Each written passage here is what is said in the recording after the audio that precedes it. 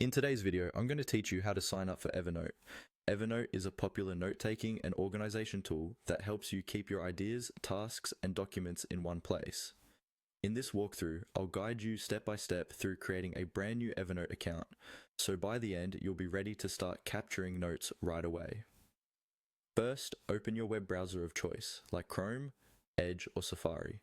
In the address bar at the top, type Evernote and press enter. This will bring you to the search results page.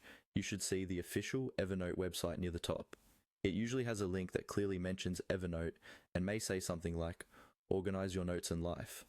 Go ahead and click on that official result to open the Evernote homepage. Once the Evernote site loads, look for the option to create a new account.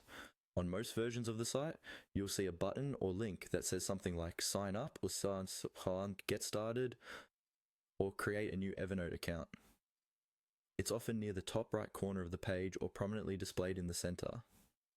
Click on that option and this will take you to the registration page where you can begin creating your account.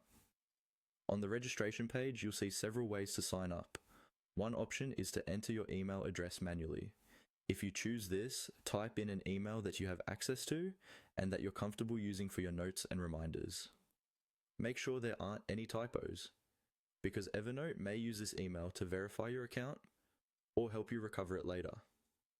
Alternatively, you might see buttons to continue with a third-party account, such as signing up with a Google or Apple account. If you prefer this route, click on the appropriate button.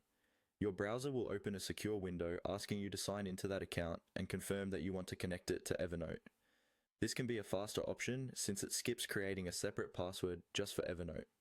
After you've chosen your sign-up method, simply follow the on-screen prompts. Evernote may ask you to create a password, confirm your email, or complete a quick setup process where you choose your language or region.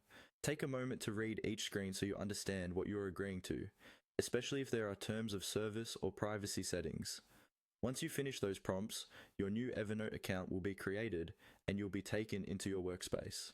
From here, you can start your first note, explore notebooks, and customize the app to fit your workflow.